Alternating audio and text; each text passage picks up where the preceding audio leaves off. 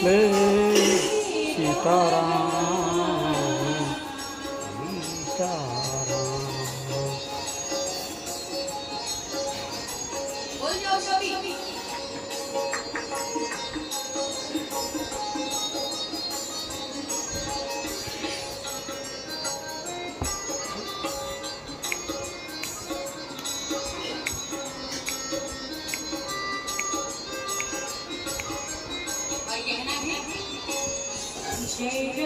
नंदन जय सिया राम, रघुनंदन जय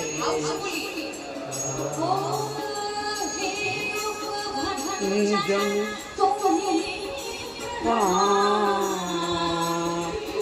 वंदन तुझे प्रणाम, दुख भंजन तुझे प्रणाम, दुख भंजन तुझे प्रणाम।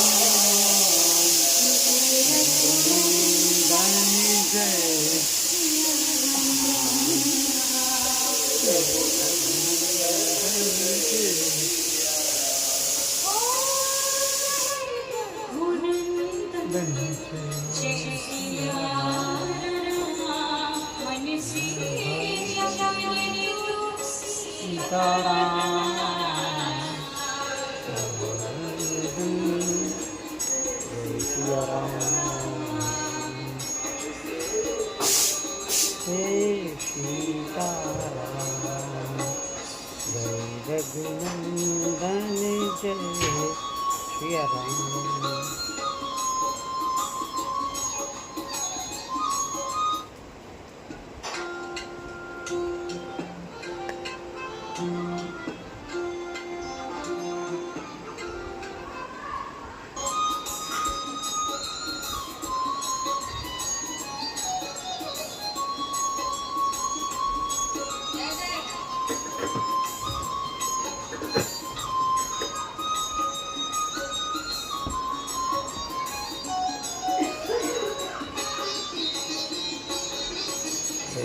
सिया राम रघुनंदन जय राम,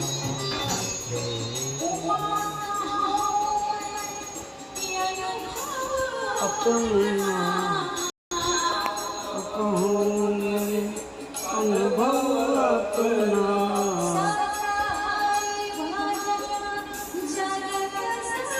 सपना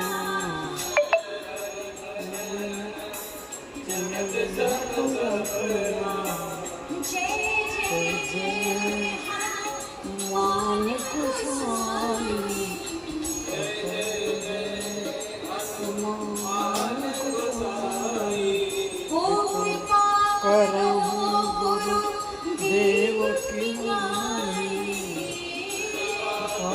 गुरु देव की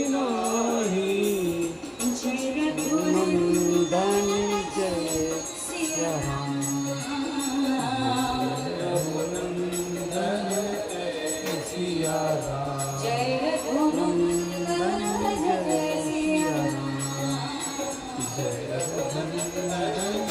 सिया राम, रघुनंदन जय सिया राम, जय रघुनंदन जय सिया राम, रघुनंदन जय सिया राम, जय रघुनंदन जय सिया राम, जय सिया राम, रघुनंदन जय सिया राम। प्रेम से बोलिए सियावर रामचंद्र की जय।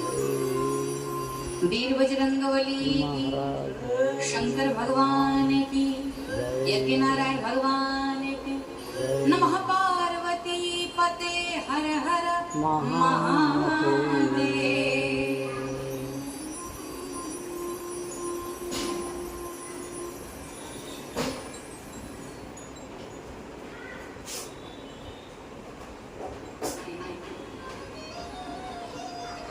प्रतिदिन की भांति आज भी कथा का कौन सा दिन है? जोर से बोलो। क्या बात है। कुछ लोग क्या दिखा रहे हैं, 2 उंगली दिखा रहे हैं क्या? अच्छा 5 तो देखना ही नहीं हमने। अच्छा इधर 5 उधर 7वां दिन। 7वें दिन की कथा में हम और आप प्रवेश कर रहे हैं। कहते हैं दुनिया में कोई भी रस क्यों ना, जब आप बीमार हो जाते हो तो डॉक्टर कहता है कि आम का रस लो, अनार का रस लो, लेकिन दुनिया में कोई भी रस क्यों ना हो, अधिक पी लोगे, अधिक मात्रा में ले लोगे तो बस में है। और यदि आपने बेबस, अगर आपने बस नहीं कहा तो फिर बेबस हो जाएंगे। यही तो है, पीते ही जाओ, पीते जाओ तो बेबस हो जाओगे। पर राम नाम का रस ऐसा है, राम की कथा का रस ऐसा है कि जीवन में जितना भी पिया जाए, जितना भी लिया जाए, कभी तृप्ति होने वाली नहीं है। ये राम जी की कथा का रस ऐसा है। और अगर तृप्ति हो भी रही है, एक सज्जन कह रहे थे, किसी ने कहा चलो कथा सुन कर आओ, तो वो कहते हैं कि हमें क्या कथा सुन, अरे हमने बहुत कथा सुन ली, हमने बहुत पुराण पढ़ लिए, हमने खूब रामायण पढ़ी। तो गोस्वामी जी कहते हैं ये ऐसे लोग हैं कि राम कथा जे सुनत अघाई। बाबा बाबा या बा कि रस विशेष जानत नाई। जो राम जी की कथा सुनकर के अघा जाते हैं, जिनको तृप्ति हो जाए, समझ जाना कि वो कुछ जानते ही नहीं है माता। मैंने प्रथम दिन से ही इस बात का निवेदन आप सबके मध्य रखा है, आप सबसे निवेदन किया है, इस बात को कहा है। ये श्री रामचरितमानस लाक्षणिक ग्रंथ है, पिंगल शास्त्र है। संपूर्ण शास्त्रों का अध्ययन नहीं हो पाता तो कोई बात नहीं, एकमात्र श्री रामचरितमानस पढ़ लेने से जीवन जीने की कला आए सो आए, संपूर्ण शास्त्र को पढ़ने का भी फल प्राप्त हो जाता है।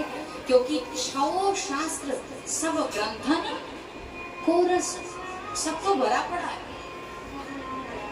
सब कुछ है।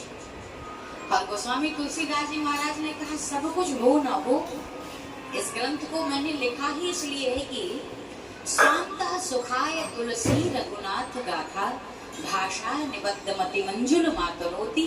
इस ग्रंथ को लिखने का उद्देश्य ही यही है कि मुझे स्वांतः सुख, आनंद मिले, आराम और विश्राम मिले। तो आखिरी में पूछा गया जब ग्रंथ विश्राम भी, गोस्वामी जी मिला आनंद, आराम और विश्राम?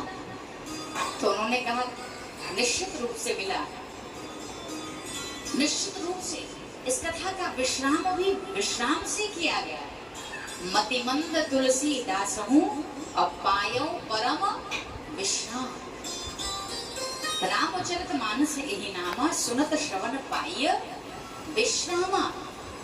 तो विश्राम मिल जाए, आराम मिल जाए।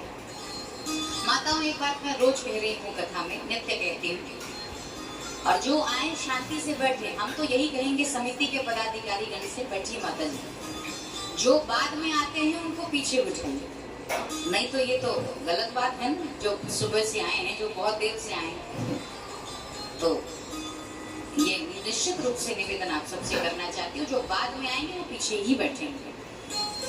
बोलो सियावर रामचंद्र की जय। हम जानते हैं कि माताओं की थोड़ी सी चतुराई है, और चतुराई कैसे, देखो इन्होंने बहुत कथा सुनी है, हमें पता है। और बहुत कथा कैसे सुनी है, जब भी कथा में जाओ तो सबसे आगे बैठने का प्रयास करना चाहिए। थिएटर में लोग पीछे वाली सीट लेते हैं, लेकिन कथा में सबसे आगे वाले पंक्ति में बैठना चाहिए, इसीलिए। लेकिन ये तो बिल्कुल सरासर गलत है, जो पहले से आकर बैठे हैं। ये बना हुआ है, जो आपको निशान दिख रहा है, जो लगा हुआ है, इसके पीछे बैठने का प्रावधान है। ये आपकी व्यवस्था है, आपकी कथा है। बोलो सियावर रामचंद्र की। तो विश्राम मिले, आराम मिले, इसलिए ये कथा गाई जाती है। विद्वान लोग बैठे हैं और खूब आनंद और उत्साह के साथ हमारे साथ चौपाइयों का गान करते हैं, खूब मग्न होते हैं। और मुझे कोई मना ही नहीं है कि अभी मेरे पास प्रश्न भी आना शुरू हो गया है। कई लोग अपने अपने भाव प्रश्न के रूप में व्यक्त करते हैं, लेकिन एक बात तो मैं क्षमा के साथ कहूंगी कि मैं जिस दिन आई थी उस दिन तो आपने कोई प्रश्न दिया नहीं, और कथा के 7वें दिन से प्रश्न देना शुरू कर रहे हैं। तो मेरे कहने का आशय ये है कि कथा की एक परंपरा है कि जो शुरू करे कहीं ना कहीं उचित स्थान पर विश्राम दे। तो जो क्रम चल रहा है, कई लोग अलग अलग भाव देते हैं, हमें ये सुनना है, हमें उस पुराण की बात सुननी है, हमें ये बताइए, हमें वो बताइए। हाँ, अच्छी बात है, जिज्ञासा होनी चाहिए, लेकिन अगर ये मंच पे ना हो करके, अगर ये प्रश्न उत्तरी का क्रम अगर हम लोग जहाँ पर निवास है या जहाँ पे ठहरे हैं अभी पास में ही, आप सबको पता चल जाएगा, महाराज जी से आप पूछ सकते हैं। तो प्रश्नोत्तरी के 1 घंटा ऐसा समय होना चाहिए कि आप हमारे पास आएं और आप अपनी जिज्ञासा व्यक्त करें। हमारी जो भी अपनी मति है, जैसा हमसे बन पड़ेगा। ऐसा नहीं है कि मैं, हो सकता है कई बात हमारी आपको अच्छी ना लगे, लेकिन जो हमारी बुद्धि है, और निश्चित रूप से मैं प्रयास करूंगी कि आपके प्रश्न का उत्तर मैं दे सकूं। लेकिन मंच पर अलग अलग प्रश्न के उत्तर देना थोड़ा सा, अगर हम प्रश्नोत्तरी करने लगेंगे तो कथा नहीं हो सकेगी।